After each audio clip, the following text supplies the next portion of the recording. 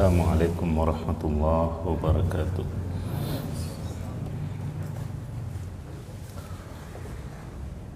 Alhamdulillahi rabbil alamin wal 'aqibatu lil muttaqin fala 'udwana illa 'alal zalimin.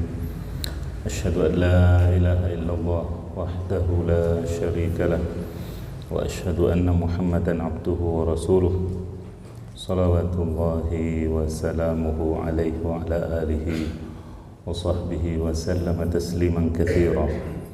Ya ayyuhalladzina amanu taqullaha haqqa tuqatih wa la tamutunna illa wa antum muslimun. Ya ayyuhalladzina amanu taqullaha wa qulu qawlan sadida yuslih lakum a'malakum wa yaghfir lakum dhunubakum wa may yuti'illaha wa rasulahu faqad faza fawzan 'azima. Amma ba'd, fa inna khairal kalami kalamullah wa khairal hadi hadi Muhammadin sallallahu alaihi wasallam wa syarrul umuri muhdatsatuha wa kullu muhdatsatin fi dinillahi bid'ah wa kullu bid'atin dhalalah wa kullu dhalalatin fin nar. Ma'asyiral aba wal ummahat wal ikhwa wal akhawat,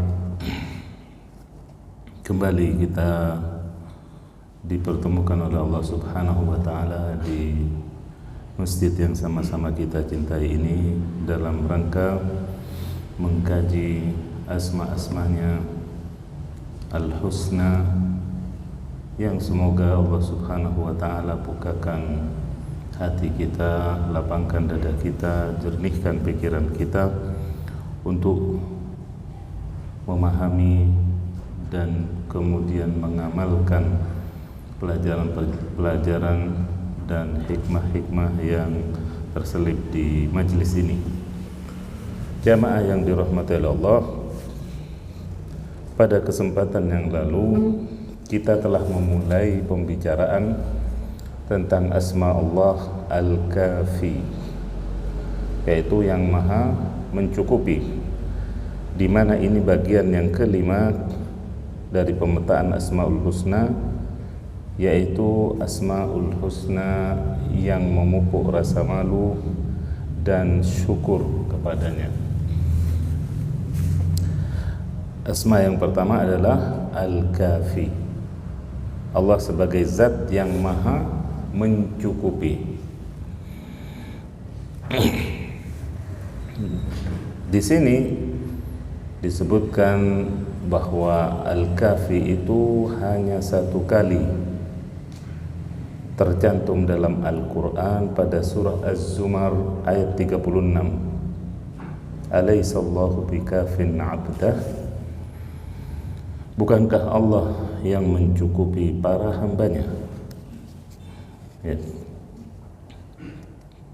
Al-Kafi juga di sini dinyatakan sebagai zat yang melakukan segala hal untuk memenuhi kebutuhan hambanya.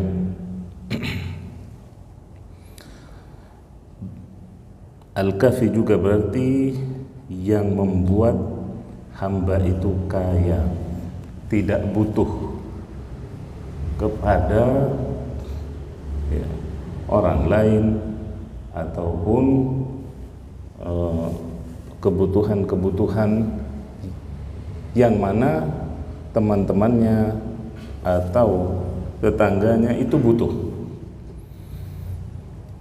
Ketika Allah mencukupi hambanya, maka tentunya hamba tersebut tidak lagi butuh kepada selainnya. Al-Kifayah di sini juga merupakan tindakan mencukupkan berbagai hal atau melakukan penjagaan, yaitu jangan sampai hamba tadi butuh. Atau juga pecahan katanya adalah al-iktifa, yaitu juga berarti tidak membutuhkan, sudah tercukupi. Itu al-iktifa, sudah tercukupi. Sedangkan al-istighfar adalah meminta kecukupan. Al-Kafi juga berarti zat yang menjaga, menjaga agar jangan sampai hambanya tadi itu butuh kepada hal-hal tertentu.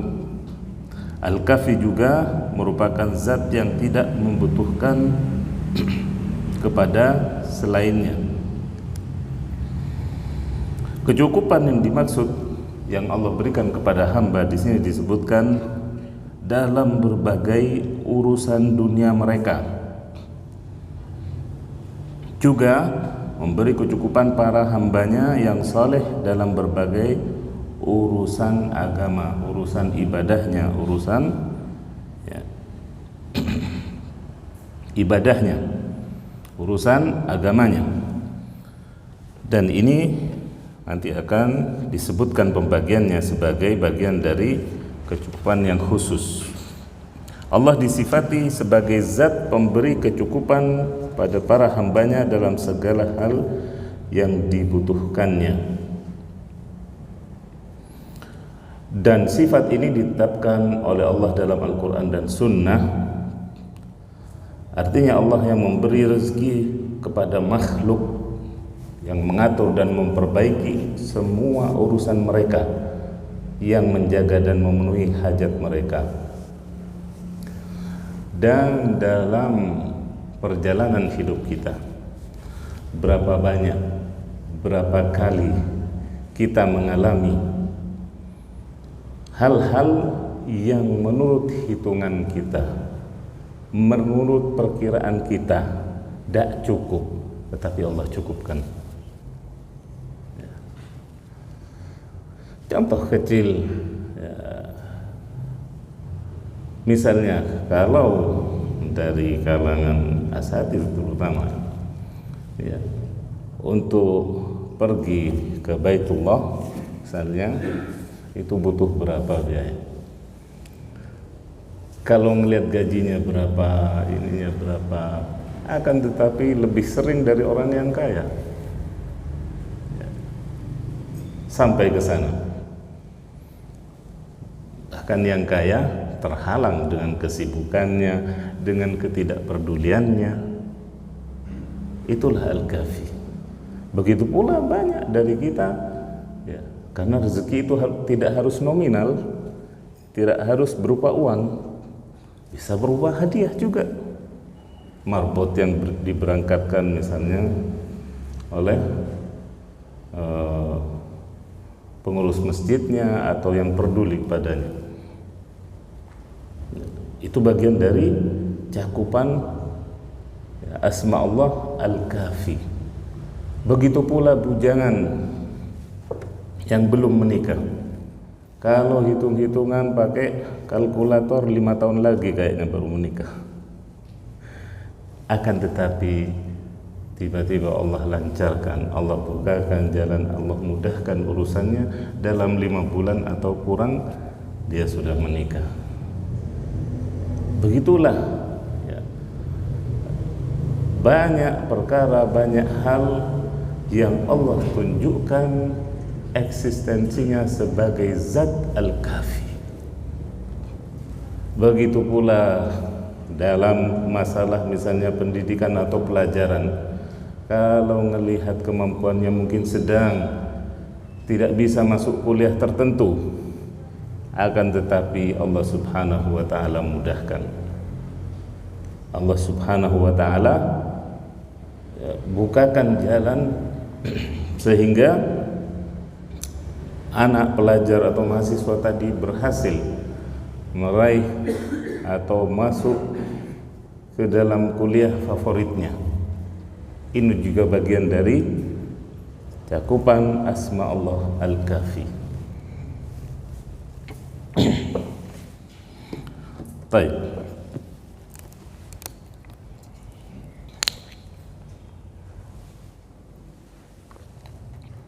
Kemudian di sini disebutkan kecukupan Allah Subhanahu wa ta'ala atau kecukupan yang Allah berikan kepada hambanya terbagi menjadi 2. Yang pertama,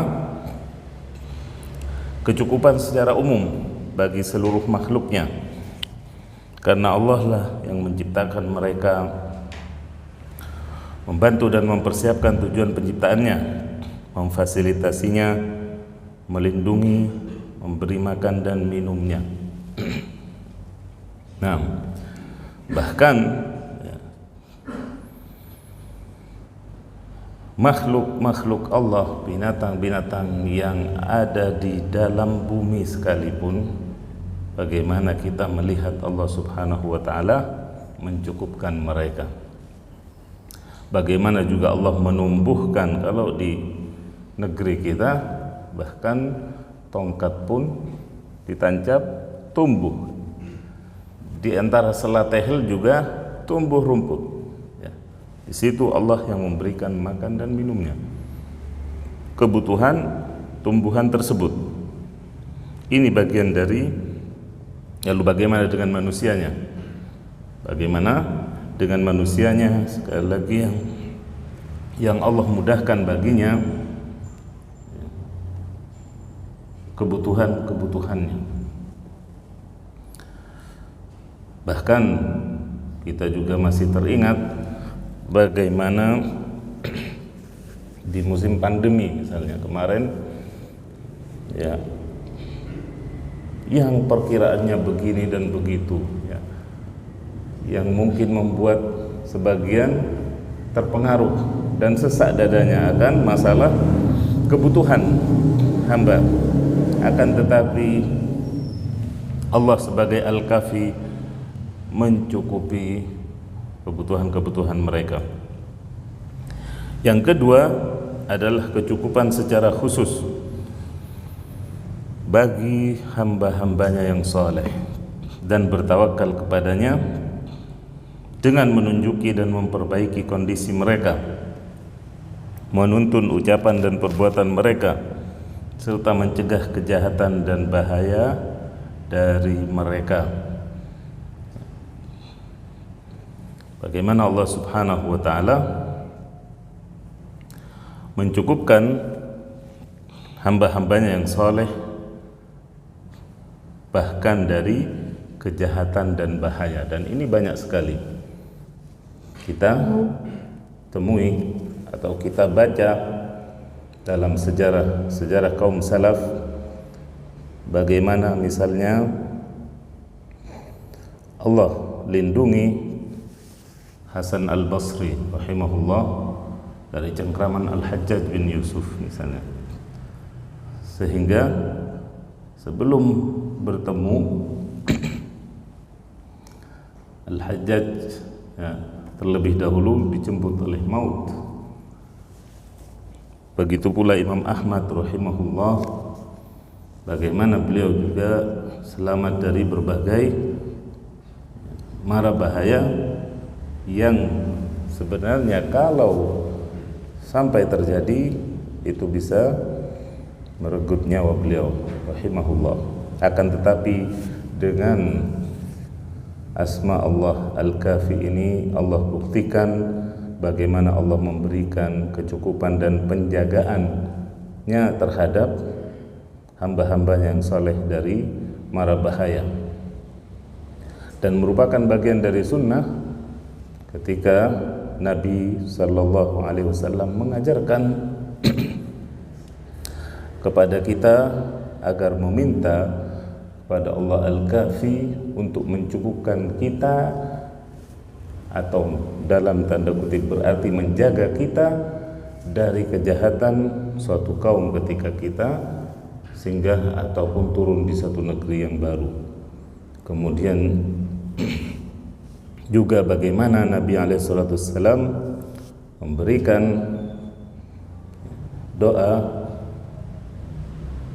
contoh doa agar Allah Subhanahu wa ta'ala mencukupkan kita dengan yang halal-halal dan menjauhkan kita dari yang haram-haram.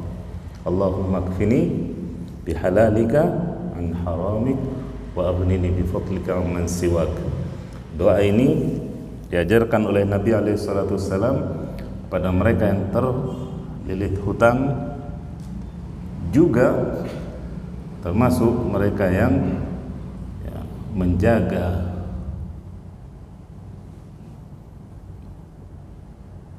menjaga diri dari masuknya barang-barang haram ke dalam mulut dan perutnya. Juga permintaan agar Allah Subhanahu wa taala memberikan kecukupan sehingga tidak butuh kepada selainnya, kepada hambanya, tidak perlu merendahkan diri ataupun membuang rasa malu dengan meminta-minta, waliyadzubillah. Maka doa ini hendaklah dihafal dan dipanjatkan selalu,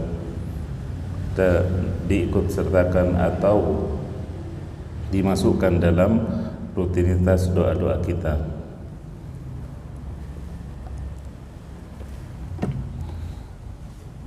Kemudian poin terakhir untuk asma ini yaitu manfaat beriman kepada asma Allah Al-Kafi.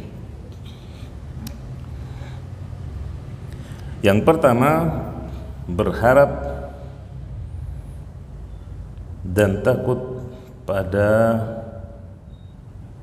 Rabb kita, karena seorang hamba tentu tahu Allah lah yang memberi kecukupan sehingga dia tidak butuh pada makhluk.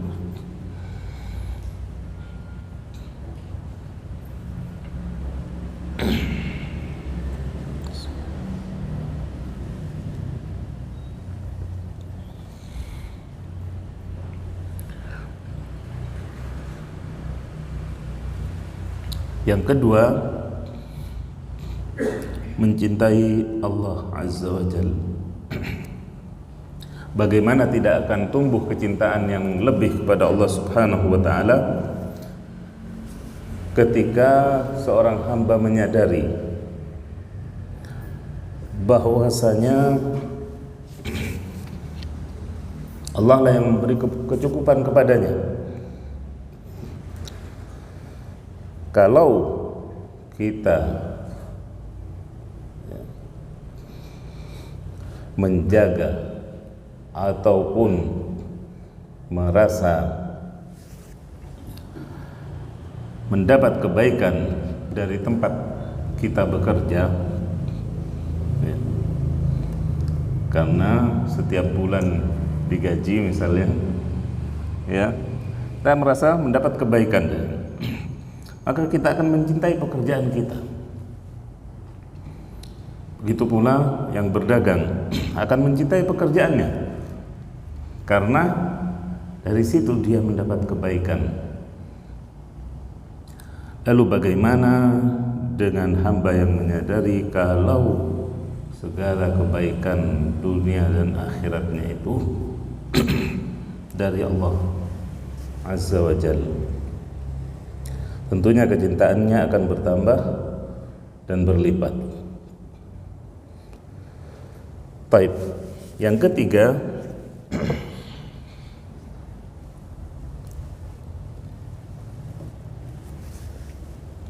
berbaik sangka kepada Allah Azza wa Jalla, khususnya dalam berbagai urusan yang tampak sebagai ujian dan hal yang tidak disenangi. 6. Karena asas atau dasar kehidupan dunia ini adalah apa? Darul bala. 4. Memang untuk ujian. Yang senang diuji dengan kesenangannya, yang susah diuji dengan kesusahannya. Hanya saja manusia atau orang yang senang biasanya tidak merasa kalau itu ujian. Yang merasa diuji adalah ketika susah. Nah, Padahal dalam surat Al-Fajr misalnya yang insyaallah semuanya menghafalnya, fa'ammal insanu idza mabtalahu rabbuhu fa'ammal insanu idza mabtalahu rabbuhu faqadara alaihi rizqahu fayaqulu rabbi, yang pertama rabbi akraman, fa'ammal insanu idza mabtalahu faqadara alaihi rizqahu fayaqulu rabbi ahanan. Kalau dikasih ke lapangan, manusia akan gede rasa, akan bisa lupa diri kalau tidak dikontrol, dikendalikan dengan imannya. Aku sedang dimuliakan oleh Allah. Sebaliknya, ketika rezekinya ditakar atau dipersempit, dia akan mengatakan aku sedang dihinakan. Nah, itu timbangannya ya. Yang keempat, maka di sini berbaik sangka kepada Allah yang tadi itu adalah mereka buah dari beriman kepada asma ini, sehingga tidak seperti orang biasa, tidak seperti orang awam, tidak seperti mereka yang tidak mengerti asma Allah. Yang keempat di sini, hati menjadi yakin dan tenang karena ia beribadah dan bertawakal kepada Allah Al-Kafi yang Maha memberi kecukupan.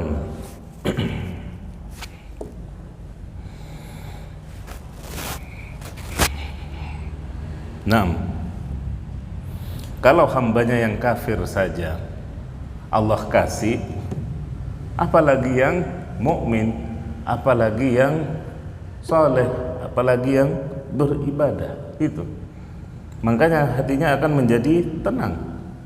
Yang kafir saja dikasih sama Allah, masa kita yang beribadah sungguh-sungguh kepadanya Allah halangi? Mustahil. Nah, yang kelima, memuji Allah atas karunia-Nya yang telah memenuhi kebutuhan hidup semua makhluk. Bagian dari sunnah juga di akhir tasyahud kita mengucapkan Allahumma a'inni ala dzikrika wa syukrika wa husni ibadatik. Ya. Sini, ya Allah, bimbinglah aku untuk selalu mengingatmu, berzikir kepadamu, dan bersyukur kepadamu, juga beribadah dengan baik. 3 perkara penting dalam hidup kita. Kita meminta agar Allah membimbing kita di dalamnya. Berzikir, bersyukur, dan beribadah yang baik.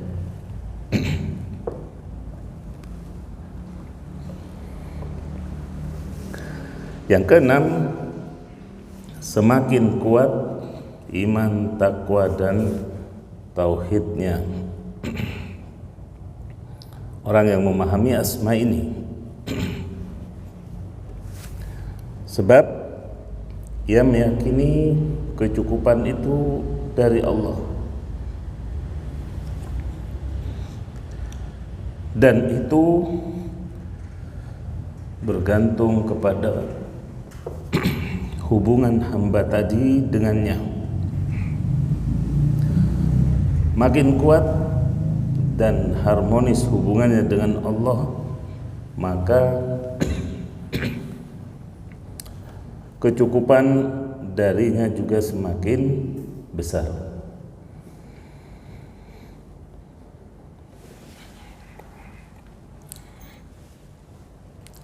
Yang ketujuh, yaitu berdoa kepada Allah dengan 2 macam doa. doa permintaan dan doa ibadah.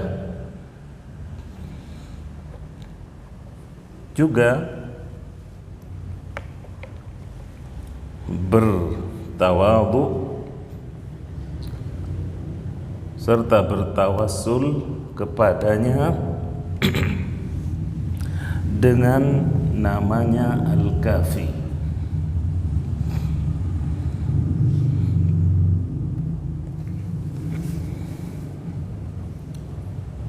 Berdoa permohonan adalah dengan menjadikan memohon kepada Allah agar dijaga dari kejahatan musuh dengan memanggil nama ini. Itu namanya doa permohonan. Ya kafi, ya kafi ikfini syarra fulan. Wahai zat yang memberikan kecukupan, lindungilah aku dari kejahatan si fulan. Seperti itu. Itu namanya doa permohonan. Ya kafi ikfini syarra fulan. Adapun doa ibadah,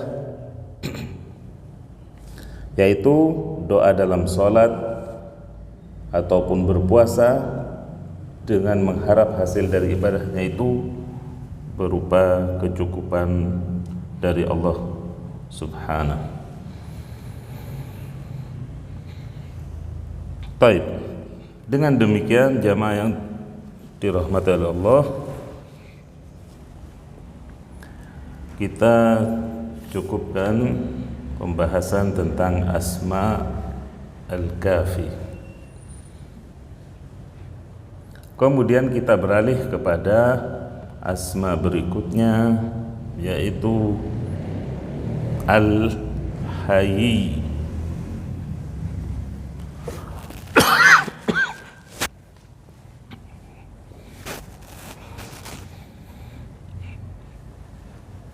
Yaitu zat yang maha pemalu.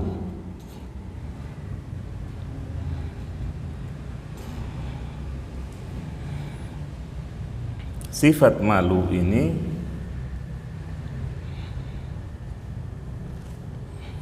adalah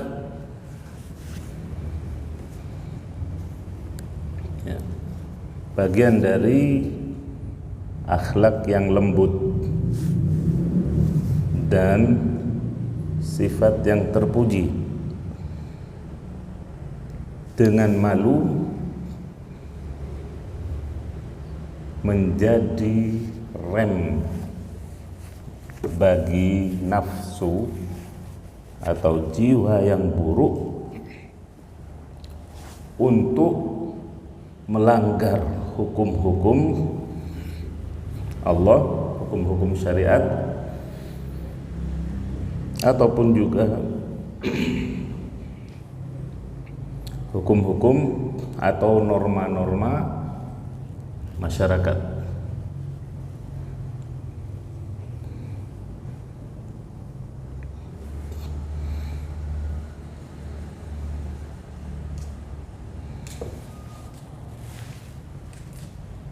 Disebutkan di sini bahwasanya yang dimaksud dengan haya kullu ma ta'rifuhu an-nufus wa tastahsinuhu al-'uqul min makarimil akhlaq wa mahasinish syiyam wa hiya allati kanat wa lam tazal mustahsanah fi kulli zamanin wa makan. Yang dimaksud dengan malu adalah suatu hal yang sudah dikenal oleh jiwa, kemudian juga secara akal itu dihukumi baik. Secara akal sehat yang dimaksud itu dihukumi baik dan termasuk perilaku yang terpuji, dan itu berlaku di segala tempat dan di segala waktu. Oleh karena itu, Nabi sallallahu alaihi wasallam pernah menyatakan, inna mimma adrakan nas min kalamin nubuwatil ula idza lam tastahi fasna' ma syi'ta. Sesungguhnya bagian dari perkataan kenabian pertama adalah ungkapan jika sudah engkau tidak malu, maka berbuatlah sesukamu.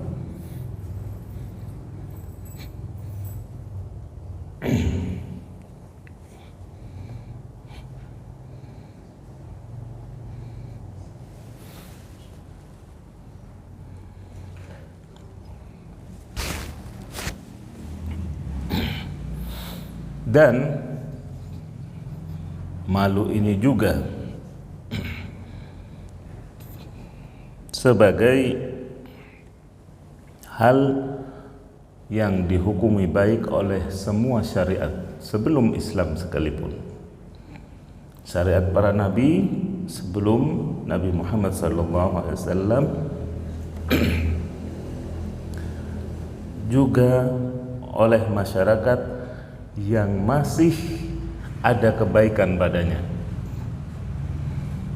Bahkan yang dikatakan masyarakat jahiliyah sekalipun.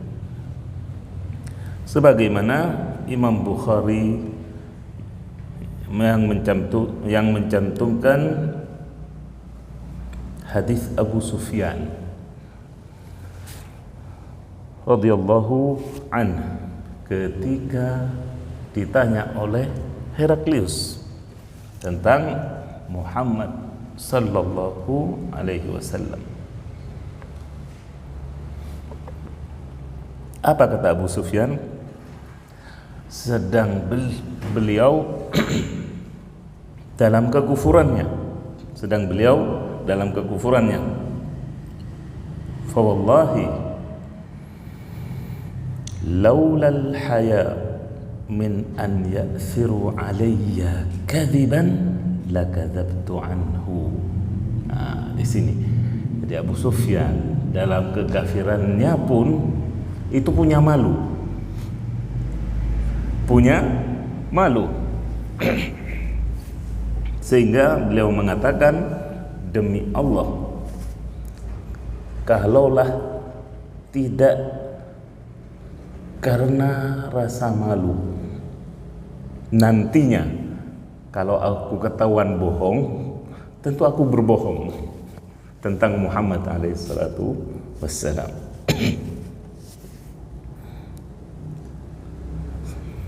Ini perkataan apa? Abu Sufyan dalam kekafirannya di tengah masyarakat jahiliyahnya. Perhatikan dua poin besar ini. Dalam kekafirannya di tengah masyarakat jahiliyahnya. Tapi yang namanya malu itu masih mengakar pada jiwa beliau radhiyallahu anhu. Dan Nabi alaihissalatu wassalam juga mengabarkan, Inna Musa kana rajulan hayyan sittira la yura min jildihi syai'un istihya'an minhu. Sesungguhnya kata Nabi alaihissalatu wassalam, sebagaimana dalam riwayat Bukhari, Musa adalah seorang laki-laki pemalu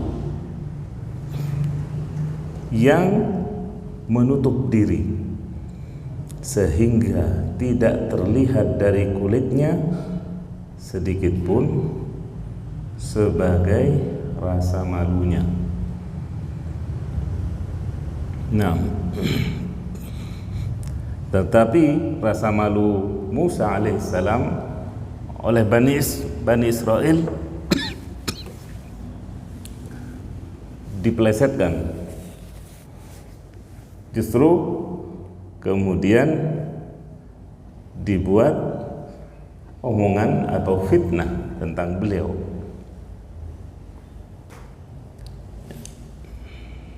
Pada masa itu mereka biasa mandi berjamaah, biasa mandi bersama-sama. Kemudian Nabi Musa menjauh, ya,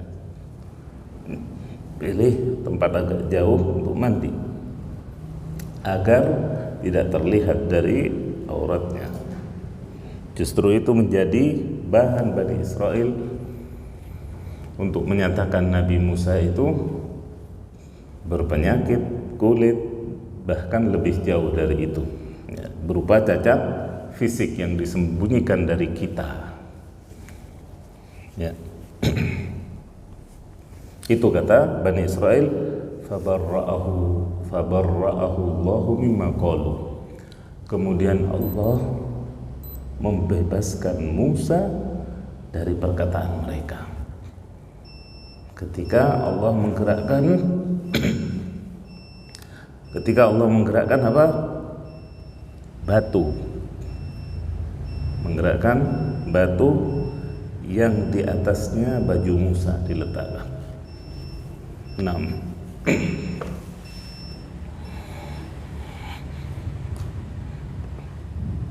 Mas Muqaddimah. 6. Karena waktu juga membatasi kita, semoga yang sedikit ini bisa menambah, ya, hazanah pengetahuan kita dan juga meningkatkan kualitas amal kita. Saya mohon maaf atas ketidaknyamanan atau, ya, suara yang belum normal. Terima kasih atas perhatiannya. Subhanakallahumma bihamdik, asyhadu an la ilaha illa anta, astaghfiruka wa atubu ilaik. Assalamualaikum warahmatullahi wabarakatuh.